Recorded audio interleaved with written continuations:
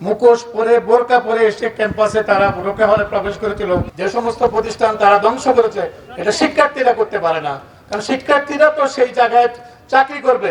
হঠাৎ করে 15 তারিখে আপনারা দেখলেন যে এই বিশ্ববিদ্যালয়ের ক্যাম্পাসে অনুপ্রবেশ করেছে। এমনকি তারা অপশক্তিরা আমাদের বিশ্ববিদ্যালয়ের শিক্ষার্থীদেরকে বিপদে পরিচালিত করে বিশ্ববিদ্যালয়ের হল দখল, বিশ্ববিদ্যালয়ের শিক্ষার্থীদের রুম ভাঙচুর, শিক্ষকদের গায়ের উপর হামলা করেছে, শিক্ষার্থীদের হামলা করেছে। এবং বিশ্ববিদ্যালয়ে তারা চেষ্টা করেছিল একটা কিছু করার জন্য, একটা লাশ ফেলার জন্য। 16 তারিখে আমাদের 5 জন সহকারী প্রক্টরকে তারা আঘাত করেছিল, যখন এই আন্দোলনের মধ্যে যখন লাঠি ছোটা নিয়ে বহিরাগতরা এসেছিল।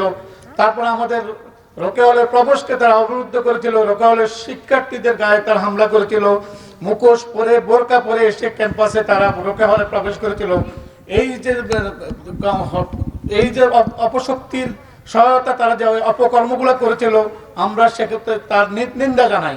আমাদের যে সমস্ত শিক্ষার্থী 16 জুলাই আবু সাইদ সহ যে সমস্ত শিক্ষার্থী শাহাদাত বরণ করেছেন, এমনকি তাদের সাথে যে সমস্ত যারা মৃত্যুবরণ করেছেন, শাহাদাত বরণ করেছেন, তাদের স্মৃতির প্রতি আমরা শ্রদ্ধা নিবেদন করছি।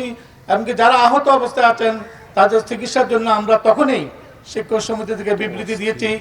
শিক্ষার্থীরা যারা শাহাদাত বরণ করেছে তাদের পরিবারের সাথে মাননীয় প্রধানমন্ত্রী এবং আমাদের সরকারকে বলছে তাদেরকে পার্মানেন্ট সহযোগিতা করার জন্য।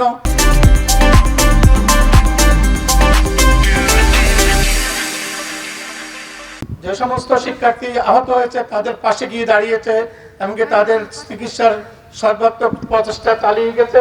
আমরা 15 তারিখে সন্ধ্যায় আমাদের উপাচার্য আমাদের বলেছেন, আমাদের প্রো উপাচার্য শিক্ষা, আমাদের শিক্ষক সমিতির সদস্য, আমাদের আজম শফিউল আলম ভূঁইয়া, আমি সহ আমরা হাসপাতালে গিয়েছি, শিক্ষার্থীদের পাশে দাঁড়িয়েছি। কোটা আন্দোলনকারী ছাত্রলীগ যারাই ছিল সবাই আমাদের শিক্ষার্থী, আমরা তাদের পাশে দাঁড়িয়েছি।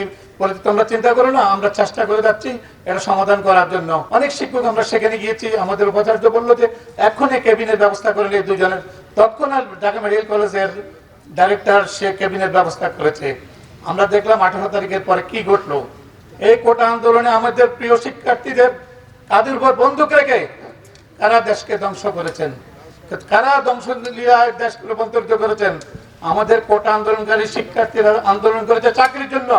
যে সমস্ত প্রতিষ্ঠান তারা ধ্বংস করেছে, এটা শিক্ষার্থীরা করতে পারে না, কারণ শিক্ষার্থীরা তো সেই জায়গায় চাকরি করবে। অপশক্তি কিভাবে আমাদের কোমলবতী শিক্ষার্থীদের ইমেজকে কাজে লাগিয়ে চেষ্টা করেছিল, কিন্তু আমি মনে করি কোনো শিক্ষার্থী সে কাজ করে নাই।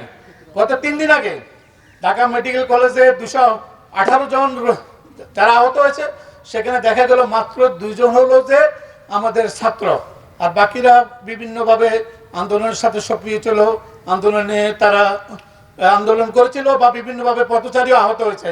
আমি শিশু সহ আমরা দেখেছেন কিভাবে সারা দেশে তাণ্ডব চালানো হলো।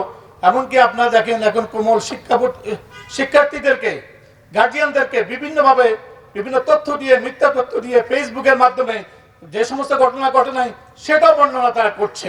বিশ্ববিদ্যালয় কর্তৃপক্ষকে বলবো, আপনারাও এই জন্য শিক্ষার্থীদের জন্য যে আপনারা যা করছেন আরো অধিকভাবে সরকারকে বলেন, এই হত্যাকারীদের, প্রকৃত হত্যাকারীদের বিচার করেই আমরা শিক্ষার সুষ্ঠু পরিবেশ ফিরিয়ে আনতে চাই, বিশ্ববিদ্যালয় খুলতে চাই, শিক্ষাঙ্গনগুলি খুলতে চাই, কারণ এই শিক্ষার্থীদের হাতে আছে এদেশের নেতৃত্ব।